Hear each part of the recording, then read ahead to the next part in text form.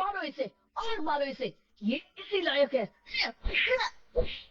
अरे मारा गया। सरपंच जी, कालिया को चोरी करते हुए हम सबने रंगे हाथ पकड़ा है। अब इसे गांव से बाहर निकाल देने में ही हम सबकी भलाई है। तो देर किस बात की है?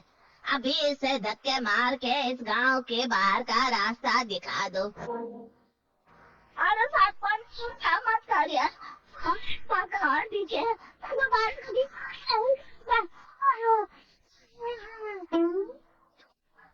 लेकिन गांव वाले उसकी एक नहीं सुनते और उसे मार मार के गांव की सीमा के बाहर निकाल देते हैं।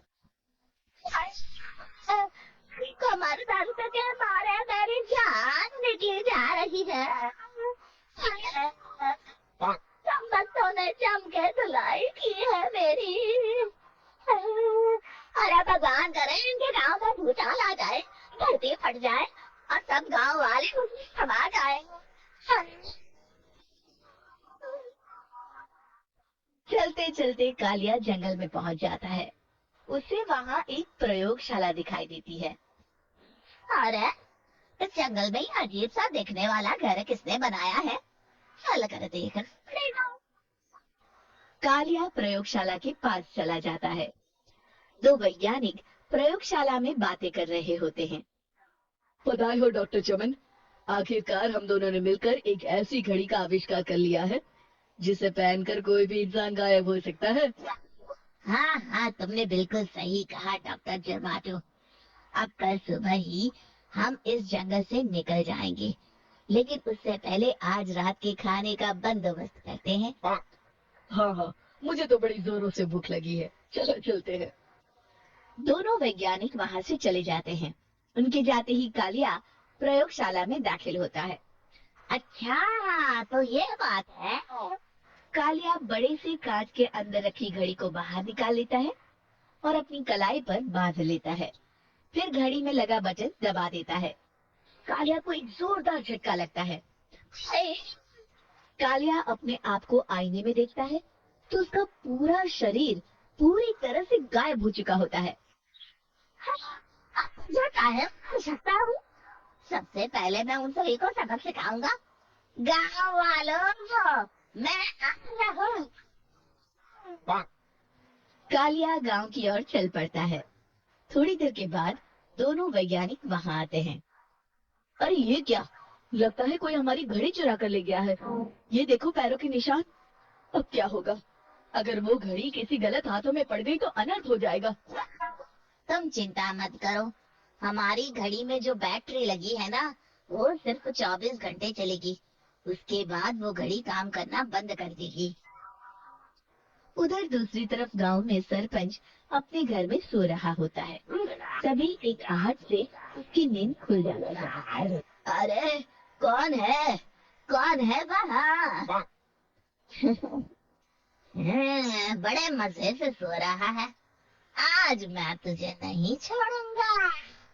कालिया पास में पड़ा डंडा उठाकर सरपंच की पिटाई शुरू कर देता है। ले, तुझे और ये ले, लायक है। अब मर गए। अरे अरे ये क्या हो रहा है? अरे कोई बचाओ मुझे, मेरे घर में भूत आ गया है। सही कहा, मैं भूत ही तो हूँ। ये लो। अरे भूत जी, मैंने आपका क्या बिगाड़ा है?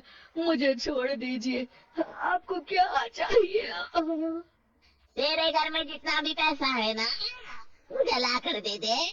मैं तुझे छोड़ दूंगा और यहाँ से चला जाऊंगा। सरपंच अपनी तिजोरी से पैसे निकालकर एक बड़े कपड़े में बांधकर जमीन पर रख देता है और कालिया वो सारा पैसा लेकर वहां से चला जाता है। दूसरी तरफ जमींदार गांव के चौराहे पर खड़ा कुछ लोगों से बात कर रहा होता है।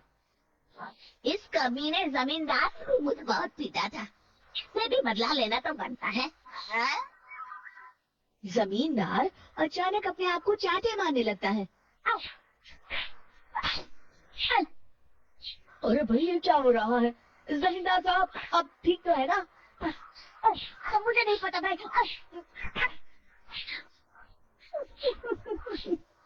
अरे मर गए रे, ये तो पक्का किसी भूत प्रेत का काम है।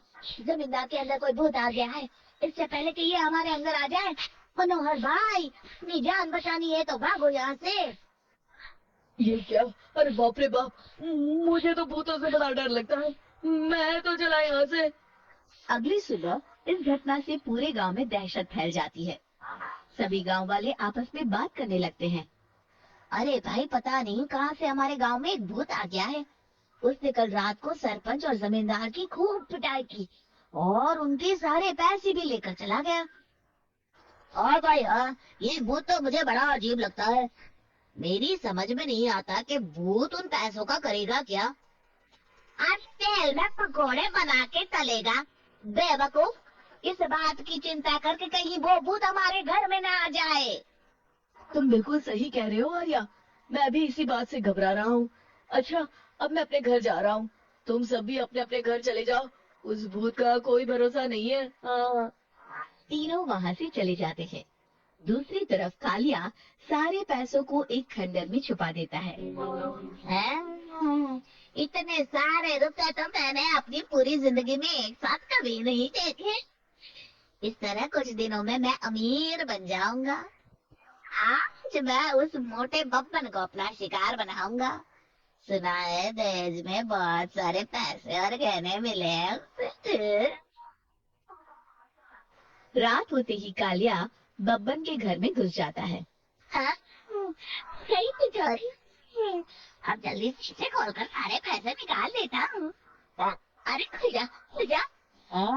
खुल गई। कालिया पैसे थैले में भर ही रहा था कि तभी बब्बन उसके बगल में आकर खड़ा हो जाता है। भाई क्या कर रहा है? हाँ? अरे हट।